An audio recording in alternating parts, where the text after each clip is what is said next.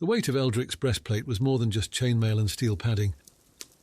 It was the weight of promises broken, vows made then swallowed by the dusty roads of endless crusades. His fingers, calloused and scarred, itched for release, for dirt and a plough rather than the reins of a warhorse worn out like its master. The final weeks of his service to the crown loomed, a grim victory lap before he could lay down the mantle of Sir and become simply Eldric again. The fairy was trussed up like a prized roast in the wagon behind him. A bounty for the king's menagerie, a creature of stories to be gawked at and tamed for the amusement of the court. That was the official order, but Eldric's gut churned with something akin to pity. When they'd dragged her out of the forest clearing, wings bound and mouth spitting curses as potent as any spell, he saw a cornered animal rather than an ethereal being of myth. Another trophy for a decadent man-child who believes himself God's right hand. The fairy's voice filtered through the wagon slats, muffled yet as sharp as a needle. Eldric gritted his teeth. "And what would you know of God's workings, creature?" he snapped back, the words tinged with a bitterness that surprised even himself. "More than those who twist his name to justify their gluttony, knight." Her voice was laced with an unexpected humour. "Or is it ex-knight? I sense a shift in the winds of your destiny." Eldric hauled the reins, halting the wagon in the shade of a gnarled oak. He needed a respite from her incessant jabbering. Each word landed strangely close to the truth that gnawed at him from within. Perhaps it was the heat, or the maddening stillness of the forest. Whatever it was, the fairy's incessant mockery chipped away at the remaining armour of his dwindling faith. He fetched his water skin and took a long swig, his eyes never leaving the shadowed back of the wagon. "Be silent, creature," he said, a hint of desperation lacing his command. Anya's laughter echoed eerily in the sudden hush of the woods. "And leave you with your ghosts, Sir Knight? No. Much more entertaining to watch them squirm and dance to my tune." The sun hung heavy in the sky when Eldric reached the village of Hollow Creek. It was supposed to be a simple stop, a place to replenish their supplies and rest before the final leg of their journey. Instead, the air crackled with tension and despair. The hollow stares of the villagers and the unkempt, boarded-up houses told their own tale: bandits, plague, or some fresh horror, another wound inflicted on the weary kingdom. The sight of Eldric's breastplate stirred a flicker of hope in the hollow eyes of the village elder when they met at the ramshackle tavern. Bread, they begged, and perhaps news of the king's armies, a sign that their pleas hadn't fallen completely on deaf ears. "Orders bind me, good people. My destination lies with the court," Eldric replied, his voice heavy. "Orders," the elder spat, his voice rising. "While we starve, they gather trinkets, playthings. Are you not one of us, knight? Did your mother not weep when they carted you off in service of a crown that cares naught for its own?" A murmur of agreement rippled through the crowd that had gathered, drawn by the raised voices. Eldric saw desperation morphing into resentment, their gazes falling on his sword and armour, relics of a system they'd ceased to believe in. Suddenly a young woman pushed forward, her eyes wild. "That creature you carry," she hissed. "They say it's magic. Can it bring rain? Can it mend my father's broken leg?" Eldric tensed. He saw the path this was taking, the grasping at straws that would turn into violence and recrimination. Anya, ever observant, chose that moment. "Can I mend a broken heart, girl?" Her voice, clear as a bell, cut through the escalating tension. A spirit shattered by empty promises and prayers that fall on deaf ears. The woman froze, as did the villagers. Eldric felt a chill run down his spine. The fairy was playing a dangerous game. "Lies," the elder's voice cracked. "Demon's tongue it is, a trick your king uses well, it seems." Anya's voice rose again. "His crown gleams brighter than your empty bellies, does it not? His armies march on lands far away while his own people rot." Eldric braced himself, ready to intervene, but his body disobeyed his mind. The villagers shifted, the anger ebbing away, replaced by an awful sort of contemplation. Anya's words weren't magic, not in the truest sense, but potent nonetheless. They were a blade, cutting the thin threads of blind loyalty, still binding these desperate people. One of the men, gaunt and haggard, stepped forward. "My boy," he rasped, "took the king's coin thinking it would feed us. He came back in a box, barely big enough for a child." He turned a haunted gaze on Eldric. "You carry the same mark on your chest, knight. Tell me, are we not the same? Fools bled dry for a game played by kings?" Others joined in. Stories spilled out. Tales of neglect, of injustice, of promises twisted and broken by those claiming divine right. Shame washed over Eldric.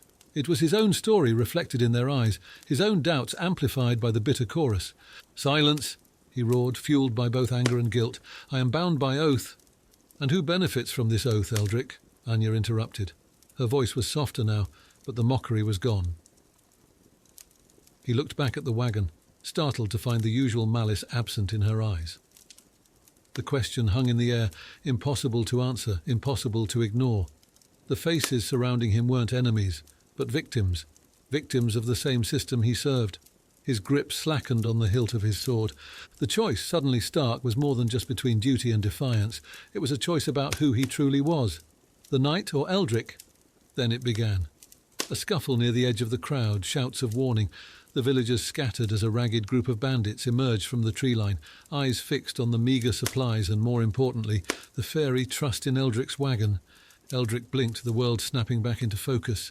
This was familiar territory. Steel versus steel, a language he understood. But Anya... His heart hammered in his chest. Her ropes, bound with enchantments meant to suppress her magic, were the only thing keeping her from becoming a prize these cutthroats would kill for. He drew his sword, the familiar weight grounding him. "Back!" he barked, stepping in front of the wagon, shield raised. Outnumbered and caught off guard, the odds were against him. The bandit leader, a scarred brute, sneered. "Shiny armour and a trussed-up fairy? Looks like the gods favour us today, boys." A ragged cheer went up from his men. The first bandits charged, their weapons a motley mix of axes and ill-maintained swords. Eldric met them, his years of training a lifeline against the odds. But for every man he sent reeling, another took his place. A blade grazed his arm, a hot sting of pain. Desperation clawed at his gut. The villagers had scattered, save for a few brave, or perhaps foolish, souls who hurled stones and insults at the attackers. It was a valiant distraction, but it wouldn't last long. Eldric spared a glance at the wagon. Anya was eerily still, her gaze fixed on the chaos with an unnerving intensity. Suddenly, there was a blinding flash of light and a guttural scream. One of the bandits closest to the wagon was thrown back, his body writhing, smoke rising from his blackened sword arm. Anya's bindings flared with an emerald glow, fading just as quickly. Eldric gaped. Had the fairy done that? But the enchanted ropes? "They should have held!" The bandit leader roared, his focus shifting to the wagon. "The witch, get her!" His men surged forward, temporarily forgetting Eldric. In that split second of opportunity, Anya's voice rang out, sharp and clear. "Behold, good folk of Hollow Creek, the true monsters among you." Her words carried over the din. "See their hearts twisted black with greed. Witness what they truly desire."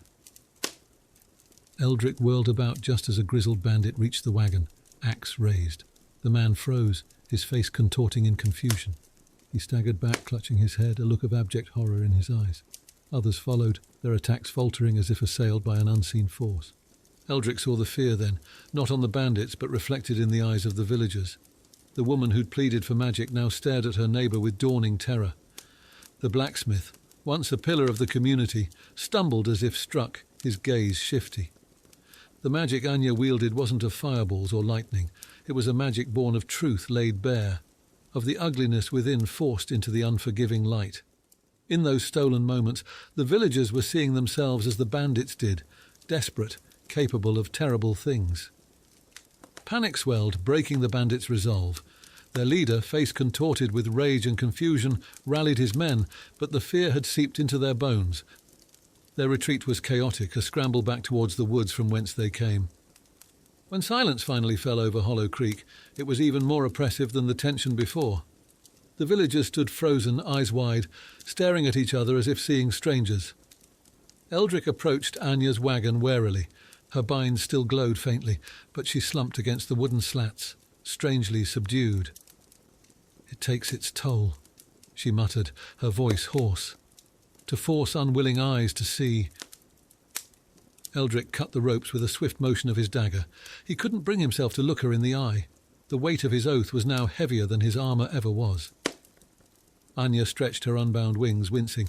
"Thank you, knight, who is no longer a knight." There was no mockery in her voice, only a quiet sort of understanding. The villagers approached hesitantly, their faces a tapestry of shame and gratitude. The elder bowed his head. "Forgive us, Sir Eldric. You are right. We were blind to the rot in our own hearts." Eldric sheathed his sword, the gesture echoing with finality. "I am no knight, and this is no place for you, Anya." He gestured towards the woods.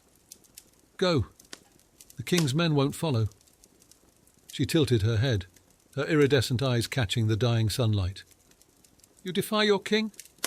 For one such as me?" Eldric looked back at the villagers, at the brokenness and the flicker of newfound resolve in their eyes. "Perhaps," he said, a hint of a smile tugging at his lips, "I simply learned there are more important battles to fight." Anya regarded him for a long moment, then nodded. With a burst of emerald light, she unfurled her wings and vanished into the twilight. Eldric turned back to the villagers. It was time to leave behind the hollow echoes of knighthood and to start anew. After all, sometimes salvation came not from distant kings or celestial beings, but from the ashes of what was broken and the hard, honest work of making things right.